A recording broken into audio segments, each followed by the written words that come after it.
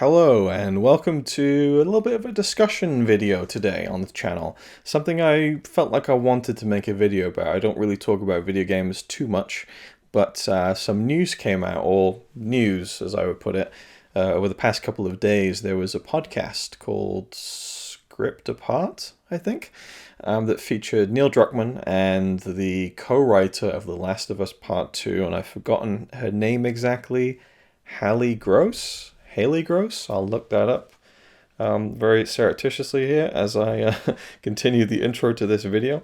But I wanted to talk about something that they touched on, which immediately got picked up with all the, the headlines and kind of the kind of Twitter, trending topics, which was The Last of Us Part 3 is in talks, and the story has been written, as confirmed by Neil Druckmann and Haley Gross. Yes, Haley Gross. And what the actual quote, when you read the pull quote at least, that's taken from the podcast. I haven't listened to the podcast yet. I probably should have. I made this video, but if you read the quotes, Neil Druckmann says that they have done an outline for a third game, a third story, that they're not doing. So I don't know where the headline of, Neil Druckmann confirms Last of Us Part 3, and then you read the quote and he says, we're not doing it.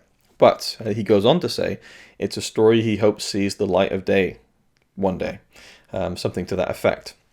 So what that says to me is, we know what we want to do next, but we're not actively pursuing it at the moment. Word has come out that there was a remake of The Last of Us coming for the PlayStation 5, and that was done by another studio, and now Naughty Dog have taken over that. I don't know whether they're fully focusing on that, whether they're exploring their options. There's so many variables, and, like he said, it took 7 years for The Last of Us Part 2 to kind of come to fruition in its final form as a released game and out there in the world. They finished the first game in 2013 and obviously naturally thought about a sequel and a further story, and it took a very long time to put that together. The game was announced in 2016. It took 4 years from that point until the game was finally released, and so it's a huge undertaking, especially when they keep pushing the boundaries and breaking barriers with these games. You look at what they're able to do with The Last of Us Part 2 in terms of pushing the capabilities of the PlayStation 4 and the PlayStation 4 Pro, and with the lighting and the environments and the detail and the scope of the game. There have been bigger games than The Last of Us Part 2, but there's a certain attention to detail. You're still seeing clips on YouTube, even today, almost a year after the game came out, of little details you might have missed in The Last of Us Part 2. All these little things that are just almost imperceptible, but if you're like going through the game a frame at a time, you'll notice, oh, she does this. If you do this, you can see almost something like they're reading between the lines or subliminal messaging. You can kind of see these details that they put in there. The accessibility options, there's so many things that they did for the game that took a very long time. So if they do a third one, it has to be that and then better. They have to take it a step further. And then there's the story, which is it can be like a 20-hour kind of thing, experience, not just from the cutscenes, but the dialogue that gets written for the moments when you're traveling around with these characters, building all of that stuff. And I should have listened to the interview because they talk about writing The Last of Us Part 2. But regardless, I wanted to talk about the idea of a Part 3 and how I feel about that. Because if a Part 3 ever does happen, I would like to do what I did with the second game and record my playthrough for it. And it would be nice if we see a Part 3 and there's a trilogy of games, that I have a recording of me playing through all three of them. I don't have my virgin playthrough, so to speak, of the original game, but I have a playthrough of my first go-through of the PS4 remaster. And the Last of Us Part 2, I recorded my fresh, unspoiled, unfettered reactions to that game, and I'm so glad that I did that. And, now we're a year away from that game. And I think, so I did my playthrough, and then me and Connie did like an hour-long discussion on The Last of Us Part 2. So if you want to check that out and hear my full thoughts on that, if you haven't seen my playthrough, I could probably do a highlights reel of that, because there's so much material and some good reactions and stuff. I loved the Rat King fight. That was I was really excited about that in the game. And then, of course, the clip of me playing the final fight with Abby and Ellie, and spoilers for The Last of Us Part 2 if you're watching this, obviously, but but I was wrecked and I was kind of in tears. The most emotionally involved and affected I think I felt about anything in terms of like, media. Obviously, I've been more emotional at real life, problems and issues and things and, deaths. But as far as a piece of entertainment media and art, that was the most involved I've ever felt. And, it almost pains me to say that because, I look at some of the films that I love, like Star Wars, and how emotional I get and how invested I get in those films emotionally. But, Last of Us Part 2, I did not want to see these two women fight at the end, and I was forced to. And I felt every slice, every drop of blood that was spilled, and I felt the pain, and it was just, I didn't want to do it. And that was a really interesting thing to see all the people reacting to that fight scene, because it wrecked me emotionally. And you'd think that the death of Joel would be the thing to really do it, but it was really that fight about this girl, Abby, who I'd grown to really understand and felt for. And it's a complicated, thing morally, the whole story and the whole game. And I think it was a masterstroke. And I know that, the game has its detractors, and it's fine not to like it, but there's a certain sect of people who are just so over the top about it, as you get with almost any fan base or like a piece of media that has a lot of anticipation behind it, So it's one of those things, Anyway, there's so many areas I could go off on this. I'm trying not to make this like an hour and a half long video, which it could very easily be. But I wanted to give my thoughts on part 3, and obviously there's a huge amount of anticipation there as far as I'm concerned, in terms of how much I loved the second game. But with this announcement, or the way that this interview was spun, is kind of saying that part 3 could happen at least. And you see all the comments on Twitter and on the websites these things get posted on, and I've been looking through them, maybe against my better judgment.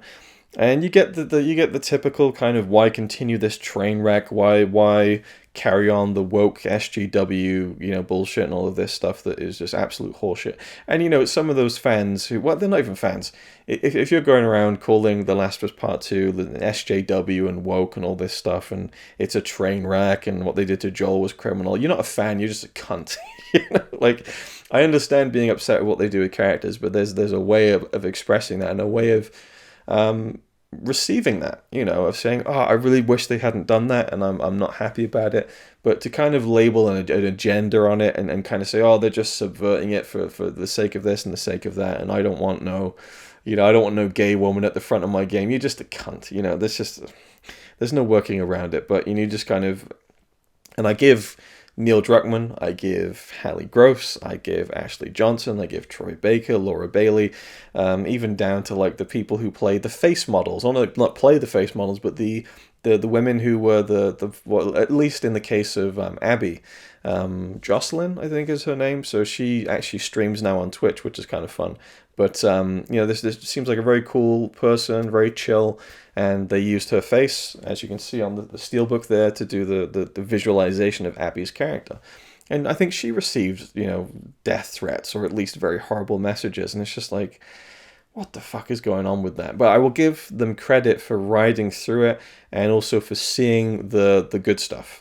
And there's some really interesting videos on YouTube of like Neil Druckmann and Ashley Johnson, Troy Baker kind of discussing the backlash. It's really fucking fascinating. I might even re-listen to those, because they're so interesting to get that kind of perspective. Because when it's like a big movie like The Last Jedi or something, or that kind of big pop culture talking point, you don't really get the actors and the director hopping onto Zoom, the week after the film comes out, talking about, yeah, it fucking sucked to hear all that shit that people were saying. So it was really refreshing and horrible to hear, obviously, but also for Troy Baker to admit that, he would just scroll through Twitter and just ignore all the people saying they loved the game, and just focus on the people who were saying, that game sucked and you destroyed, and all that stuff. And he said that that's the wrong way to look at it, and he really should be focusing more on the positives. And Neil tries to have fun with kind of the trolls and stuff, and I give him credit for that, because the things they say about him are absolutely disgusting, and other people involved, and Laura Bailey especially, it's really rough. So you have that side of it, which is to be expected, and you just kind of forget about that kind of, again, sect of the Last of Us. I know they shouldn't even be called part of the community, but it is what it is. You kind of just grow to ignore those people and not pay them too much mind, but there was another section who was saying, why bother? Like, the story's done. That it was definitively ended in part 2. Why bother doing this? You should be focusing on new IPs, doing new games, and not just what was the term someone said? It was like, why you what was the term? It's not flogging. It's there's a term. I always get caught up on these terms, don't I? There's like a certain phrase I want to use, and it just eludes me, and then it bugs me because I can't wring it out of my brain somehow like a wet towel.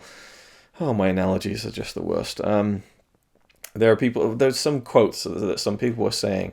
Not that they were all saying the same quote, but it was the same kind of message, which was, why milk it? There we go. That was what it is. The relief I feel when I finally catch that word. Why continue milking the franchise? There's been 2 games in 7 years. If they make a part 3 and we have the same gap, that would be 3 games in 14 years. It doesn't really seem like it's milking it too much, Anyway, so there's people who say that the story's been definitively told. Ellie had the beginning, middle, and end. It's all done. And maybe just do a game there's other characters in that world. I'm fine with that idea, but I cannot agree and I cannot abide. That's probably why I wanted to make the video, really. People saying that the story is done, that it's been definitively told. Now, if part 2 was the end, and that was it, and they never made another game, would I be content with that? Yes and no. Yes, because it's such a great game, it's such a great story, and the ending is one of those great things where it's completely open to interpretation in terms of what happens next. And to not be given that, I think would be fine, because I can imagine where I think it would go next. And that there's plenty of great movies where, in most movies, the story doesn't really end, You can imagine there's life afterwards. Where does that go? How does that pan out? And there's only, you can't just keep making sequels over and over again. But I think with The Last of Us Part 2, in my heart of hearts, I would want Ellie to kind of, find peace within herself, really reckon with what she'd done and who she is now, and to potentially go and find Dina again and make amends. I don't think that Dina would ever really... Maybe Dina would forgive Ellie, but I don't think Dina would ever fully trust Ellie again. Or if she did, it would just take a very long time. And maybe they have that time, maybe they don't. Maybe the world is never going to be safe, and something needs to be done. And Ellie is potentially a cure. And I've seen people again on Twitter who say that, it'd be such a cliche if part 3 is about Ellie dying to give the cure. They already teased it in the first game. But I think it's such an integral part of the story, is that there's this, the first part of the first game. This guy whose humanity was shredded, utterly ripped away from him. And he meets this young girl, and he finds love again. And it's such a beautiful story. And then he does something really ugly at the end of it. To protect that love that he has for her at the cost and sacrifice of potentially saving the human race. It's such an amazing ending because it isn't black or white. There's so many shades to it because you love Joel, and you understand why he did what he did, and you almost feel like in that situation, in a heightened world where people live and die very much easier and faster and looser than in reality because it's just the necessity of survival. You feel like you understand what he did, but and that was the great thing about the end of The Last of Us, is that I always felt like Ellie isn't buying that. When she says, okay, she's like, tell me everything you said about the Fireflies is true, and the music swells, and he says, I swear. And she receives it, she considers it, and they draw that out, and then she nods and she goes, okay. Boom. Credits. Incredible. What's incredible about it is I never bought that she fully bought it. I felt like she realized, I don't buy it. I don't believe it. But right now, I love this guy, and I'm going to have to deal with that down the line. But for now, he's saying that, and I'm going to choose to believe it. But there's a hesitation, there's a wavering. And as you see in part 2, all the flashbacks that slowly and gradually reveal that she knows there's something not right, and she keeps questioning it until he comes out with it, and she has to find out for herself.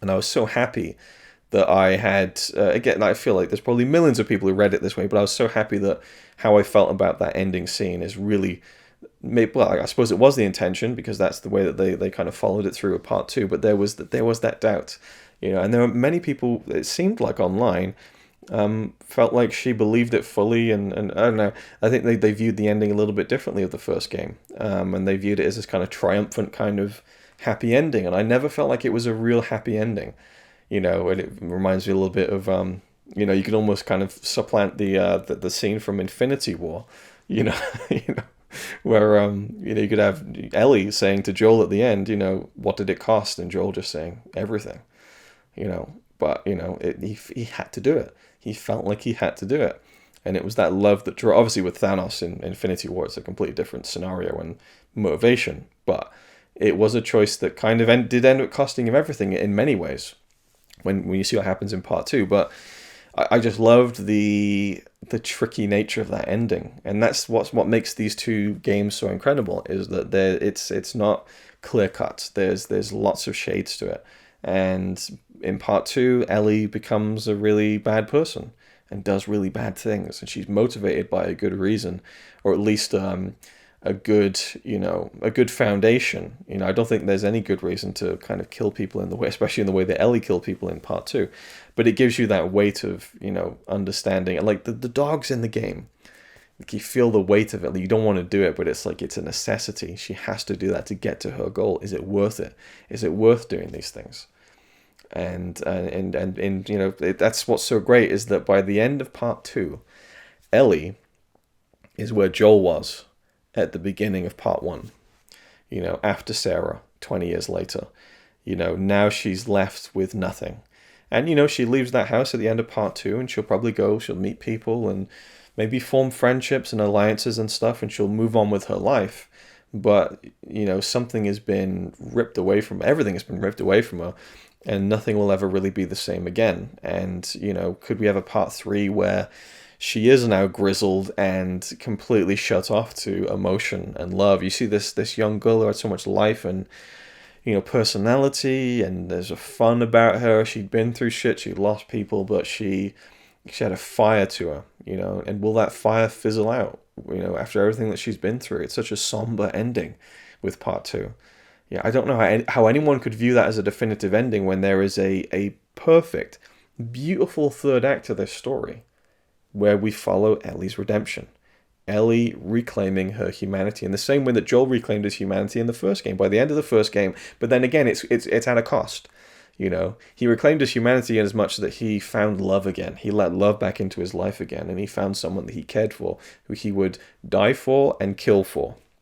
But the cost is that he had to kill people to get there. And so it's the double-edged sword of that situation. So with Ellie, can she find some way to redeem herself? But it isn't going to be pretty. It's probably going to be ugly, and it's not going to be clean cut by the end.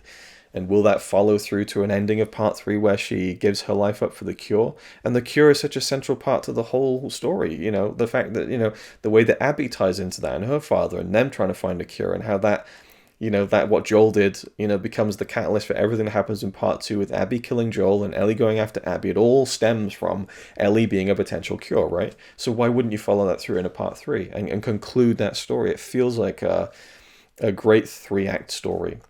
And there is a real beauty and a satisfaction to a 3-act story, to a trilogy, and to the 3-act structure of a story, of a play, of a movie, of a game. And, it just, things work well in threes, I think, if you can do it well. And to me, Last of Us Part 2, it's the Empire Strikes Back ending, Everything is fucked. What happens next? Can our hero fix this? And then, for better or worse, Ellie is our hero, But I love that part two colored her in a different light, and then you have Abby, who's set up as this pure villain in a way, like this woman who's killed someone who's so precious to us and to Ellie, and we feel Ellie's rage and her anger and her need and her thirst for revenge. Then we see Abby's story for a painful amount of time. We're stuck with it. There's nothing we can do but keep moving forward and keep feeling and seeing who she is and understanding who she is.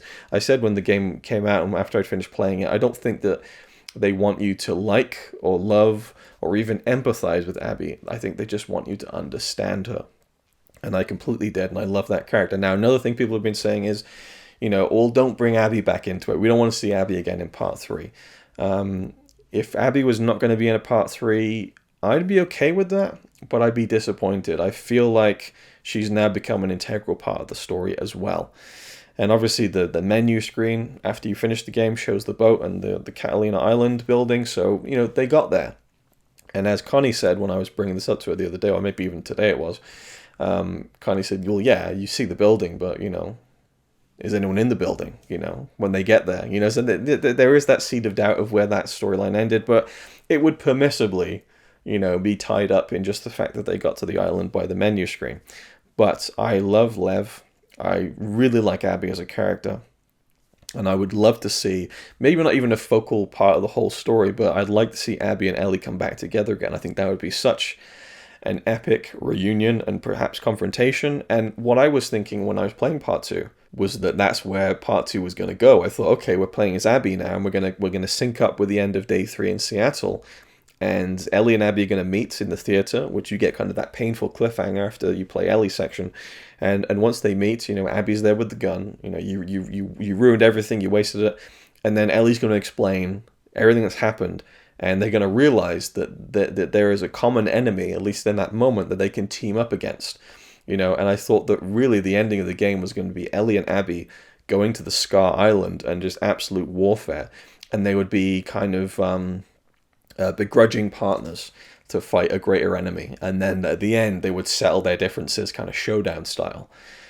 That didn't happen at all, because of course we've played through Ellie's story, hours and hours of it, and now we've played through Abby's story, hours and hours of it, but you can't convey that in a simple conversation very quickly, especially in one as heated and intense as the one that Abby and Ellie have when they first see each other in that theater. So I kind of loved that because I was expecting it, and then I suddenly thought, well, no, that wouldn't make sense anyway. It was just the hopeless optimist in me, even though in real life I'm a terrible pessimist. But in terms of storytelling, I was blissfully kind of optimistic about where this story might go with those two characters, and it ended very terribly. But I feel like there's something untold about the future of those two characters and where they tie in with each other, and I'd like to see them working together, or if it was begrudging, or I could never see them being friends or anything, but man, it would be epic to see those two back together again in a much different circumstance and light. Maybe after a time jump. I would love to see Dina again. I feel like that is such a sweet relationship that I was so invested in that I wouldn't like to see that be the end. I'd like to see some kind of reconciliation at least, if not a reunion. But I think for Ellie, I think it's a life that it really needs to mean something to her, and so I think that the only way she's going to get redemption is by being the course, being the kind of the course. Where did that word come from? Being the catalyst, being the thing that kind of could change everything, and offering up her life, like she said at the end of part 2. Like my life would have fucking mattered, and you took that from me, to Joel, and I think she wants to reclaim that. But how do you go about doing that? Well, maybe there's someone who was working with the guy who almost made it happen. Maybe that person was the daughter of that guy. Who knows? Now, we have the HBO series coming up, which I'm cautiously... I don't know. What's the word? I'm cautiously hesitant about. I'm really not sure about that. I would hate for another HBO situation to happen where they make the series, then they adapt part 2, and then they do a part 3 and they move it beyond part 2 before the game gets there. I would fucking hate that.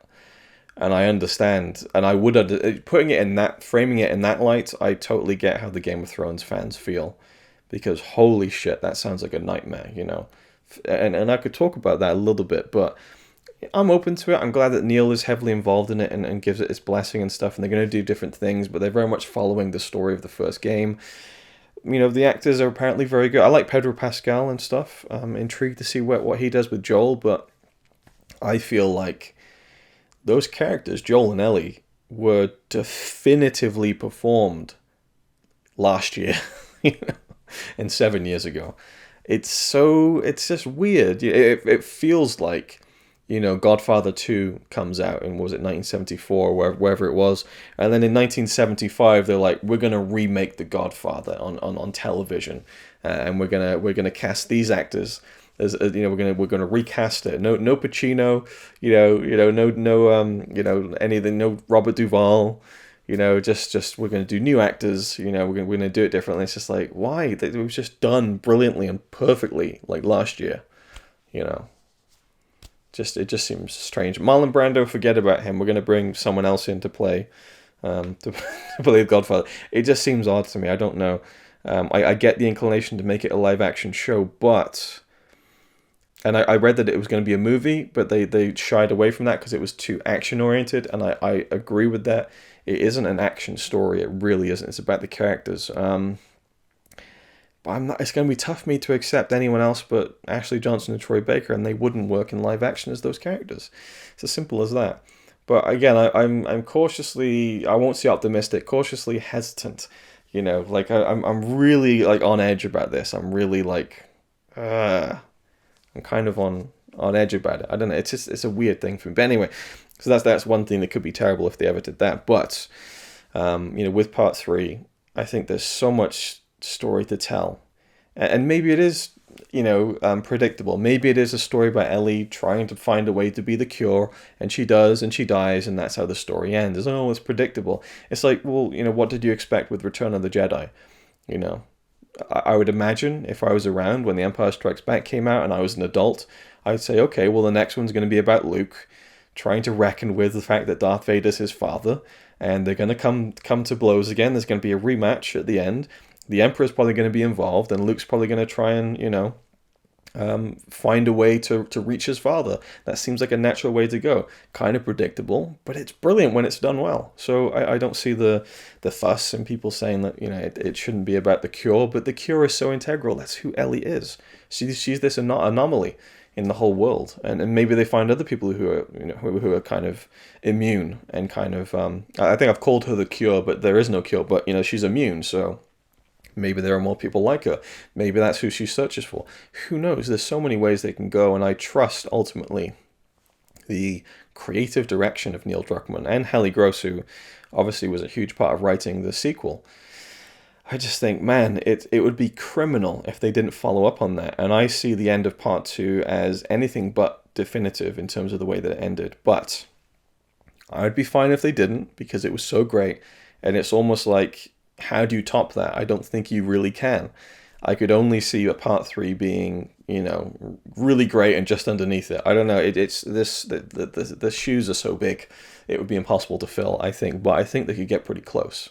And if they can get pretty close, if they can get close to like Last of Us Part 2 quality, what a fucking trilogy that would be. What a story that would be. But I'm fine if it doesn't happen for a very long time. That's probably why he said, we're not working on that right now. We're not doing it. Maybe they're focusing on the show. Maybe they're focusing on the remaster for PlayStation 5. Maybe they're thinking maybe we should do something else first. Give it 10 years. Who knows? Maybe that will benefit the story moving forward. Maybe there's another time jump. And I think that's what makes part 2, well, it's not like the main reason, but it's one of the many reasons that makes part 2 so great, is that if you played the game when it came out in 2013, you've had that 7 years in the same way. I don't think it's been 7 years in the game timeline, but it's around that time. I think it's like 4 or 5 years or something. But you feel like you've aged as a person, and now Ellie and Joel have aged as people, and it feels like you're kind of aging along with them. It felt like a nice progression in that sense. So, if they were to kind of release the game in 10 years and it picks up right where part 2 left off, that would feel a little bit jarring, I think. But if it's like comes out in 5-6 years and there's been like 3 years that passed or something, it would feel really nice and natural. And I say that you could see Ellie's redemption in the same way that Joel redeems himself and at least kind of reclaims some of his humanity in the first game. I'm not necessarily saying that has to be a repeat of the first game where Ellie finds a young kid. I mean, they kind of did that parallel with Abby and Lev and Yara. So I think that it probably would be best to not do that and have Ellie, kind of become the Joel of the story and take someone under her wing and stuff. But she could be leading a crew of people. There's so many variables, and again, I trust in the Druckmann. I really do. I think that what he's done with the first game, what he did with Uncharted 4, and with Part 2, you can't fault it. You really can't. And there's just so much potential there. You have Ashley Johnson, who was amazing in that role in Part 2, in the first game too, but in Part 2 she was unbelievable. Do you bring Troy Baker back? I think there is a way, feasibly, with the flashback structure of Part 2 working so well, in my opinion. you could bring Joel back and fill out a few bits and pieces, or just have him there in a memory or something. Obviously, he wouldn't really be as integral. And I'd even be fine with him not appearing at all. But, I feel like the shadow of Joel is going to hang over everything that Ellie does. And, at the end of the game, when she tries to play that song and she can't, it's like she's lost him. And will she ever find joy in remembering him again? God, she's just left with nothing at the end. That needs to be wrapped up. And it is a world in which things don't end nicely, and that's kind of the point. This isn't the way that Joel died. This wasn't going to be a heroic ending for him. Sometimes shit happens, and that's really the kind of storytelling they lean into, and I really appreciate that, because it just isn't neat. It isn't nice. It feels more like real life, and how real life would be in a situation like that, where it's a post-apocalyptic kind of landscape for society, and people can do what they want, and it's like martial. There is no law.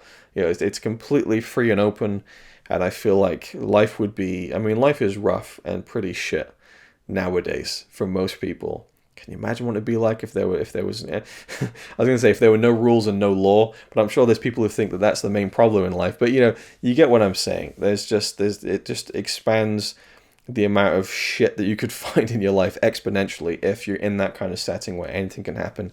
And so, I don't, and they lean into that, and I like that. I like storytelling that doesn't give you easy and nice little things wrapped up in a bow and a neat little package, as Homer Simpson would say.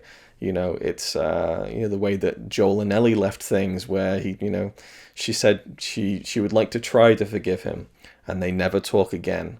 The last time they see each other, his head is being fucking caved in, and there is no way to reconcile that. There's no way to make that nice. There's no way to kind of, to fix that.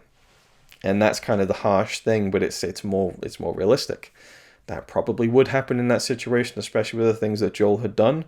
It was going to come around to bite him on the ass at some point. And, real life is not like, the stories that you hear, the stories that are told. And that's kind of what I really like about the Last of Us stories, is that, these horrible things happen, and now you got to deal with it. And it has so much more weight.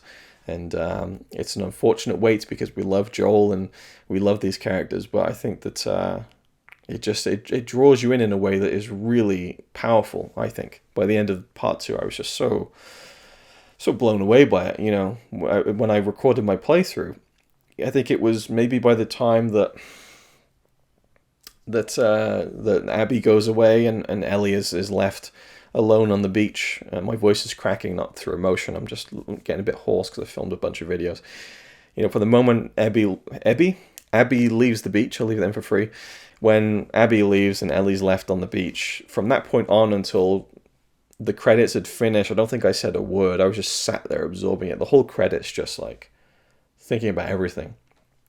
That's what makes it so great. I think it just leaves a lasting impact that hardly any film does, hardly any game does. It is just something special, and to have that potential part 3 to kind of round off the story in a way that probably won't be a nice kind of, finale to the trilogy where you get little Ewoks dancing around and everything is nice and, cozy, but at least some sliver of hope at the end. I think that would be nice. And maybe it's a world and a story in which nice things don't happen anymore. I don't know, but I would like to be taken on that ride, and I think that there is just so much potential. You can't just leave Ellie at that age. There's so much more to that life that could be lived. And she's always wanted to have a purpose, I think, from kind of the moment that she found out she was immune. And I think knowing Ellie as a character through those 2 games, I don't think she's going to let that go. Now that she's lost everything, what does she have left? She has herself. And what does her self contain? Immunity from this virus that has this condition, whatever you want to call it, that has destroyed the world. That's what she's going to hold on to, and that, I believe, is what she's going to chase. Now, will part 3 ever happen? I don't know.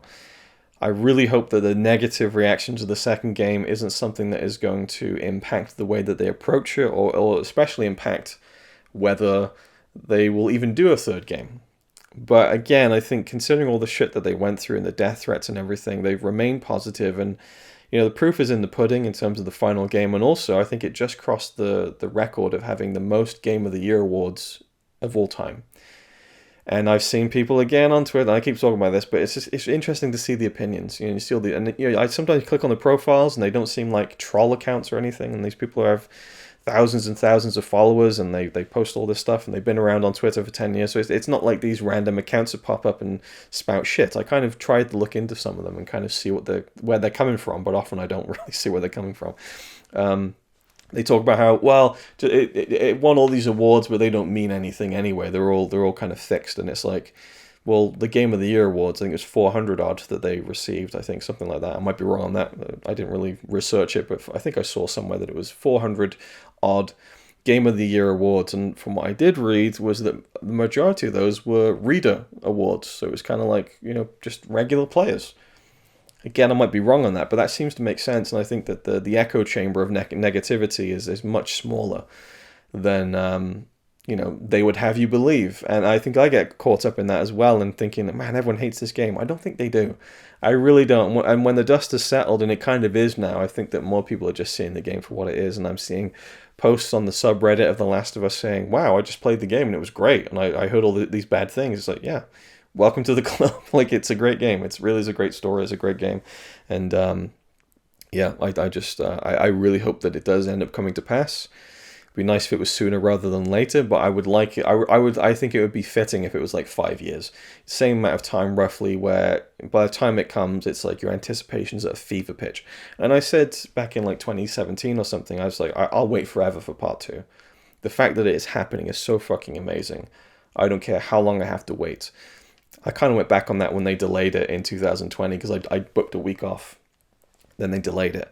And then I went into self-isolation for 3 months because of COVID. And it was about to come out during my isolation. Perfect. I have all the time to play it. Stuck at home. And then they moved it again to like the week after I go back to work. I'm like, oh my God, I can't believe this just happened. But, ultimately, they pushed it because it had to be perfect. You didn't hear any stories about Last of Us Part 2 glitching and crashing for everyone when it came out because they put the time in. And you can go into the whole time crunch thing and the ethics of that, but we'll leave that for actually, I won't ever talk about that because I don't know enough about it, but I know that it's fairly shady and not the best of looks for Naughty Dog, but I think it's a widespread issue in the industry in terms of game industry and visual effects industry. Again, we'll leave that. But part 3, I would love to see it. What are your thoughts? What would you like to see in a potential part 3? Would you like to see a part 3? Do you feel like part 2 ended definitively? I would love to hear your thoughts, how you feel about part 2, whether you liked it, whether you didn't, why you didn't like it, if that's the case, and how you feel about it now that we're about a year removed from it coming out, which seems crazy to me. I felt like I would have replayed it by now, but I haven't. But it's still so fresh. It's so fucking fresh in my mind. And I do watch people's reaction videos to it, so that's kind of fun. But yeah, what a game. Incredible. Masterpiece. It just is. That's the only... It's an overused phrase, but it's a phrase that applies perfectly to The Last of Us Part 2 and the original. What a 1-2 punch. Can they make it a 1-2-3 knockout? I would love to see them try. I think they could pull it off. And again, there's just so much potential. And I think just the fact that he's now mentioned finally that they have an outline of where they would go with it, I think is a really good thing. And he talked about when the backlash was coming out for part 2, he was saying that, it's horrible the things that people were saying and just all the vitriol that was coming out of part 2, but ultimately he was happy that the game was doing well financially, not because it's like, oh, we're making money, but because it means, oh, we can do the next one, whether that next one is something new or another Last of Us game. Like, this is the success of this game means we can do whatever we want to do next, kind of unfettered basically. So they're going to have the creative freedom and control and clout and pull to kind of say, okay, we're going to work on this for 5 years or whatever it is, however long it takes to make a third game if they do that. I'd be disappointed if they did another game in between because, again, it's going to take years to put together. This is not something you just walk into and kind of, crack off in a year. It's going to be very intensive, but, to see Ellie's story round off, to see potentially a book ending of a potential trilogy here where part 1, Joel redeeming himself after something really horrible. Part 3, Ellie redeeming herself after something really horrible. We get this kind of full circle thing going on. Though, with The Last of Us world, I would... my voice is going again. With The Last of Us world, I would assume I should try and wrap this video up before my voice completely goes. I would assume in the Last of Us world that a full circle kind of story would be slightly askew at the end there. I don't think it would quite be as, we've now reached the natural conclusion, it all slots into place. Maybe not quite like that. I think there'd be a few spanners in the works there, and it wouldn't quite, it wouldn't go the way that we would think, but much like part 2. And that's exciting, thinking how would they do something different? And what story would they be trying to tell? And Druckmann has said that part 1 was about love, part 2 is about hate. He kind of went back on that, and I agree. It's not a game about hate, but it's about revenge, and it's about survival, and there's so many things, so many themes running through both games and the entire story as a whole. And I think part 2 was a really fucking incredible look at how violence can destroy lives and how revenge is futile. And I'm all aboard on that idea, I think. I've become more and more as an adult. I've really felt like violence is just the unnecessary element of human existence that has destroyed so much. And anyway, I could talk on and on about all that kind of stuff, but I think that the game really sums it up beautifully, especially when it had me initially really not liking this Abby character and being really impatient with playing through her section of the game to get back to Ellie, and by the end of it being in tears because I didn't want to see Abby get hurt. And that to me is just one of the greatest masterstrokes in any art form that I have just, received, because I've never done that hard of a turnaround on a character. It's not like I loved Abby, but the way that I felt for her and didn't want her to get hurt because I'd seen what she'd been through. And I didn't want either of them to kind of do this to each other. I think it was just, they played me like a fiddle, and it was just incredible, So I'd hope for more of that kind of stuff. And I have faith that they would be able to come up with something that, challenges us as well as, satisfies the want to see these characters again, to play as these characters again, and to see where they go next. Anyway, that really did go much longer than I hoped, but knowing me and how much I love this game and this world, I guess it ain't that surprising. So thank you for watching, and I'll see you in the next one. It's alright by me. Apart from the fact he throws cans of Carlin into a tree. Yeah, he's really cool. Yeah, he's really cool. But he's not quite as cool as you, 'cause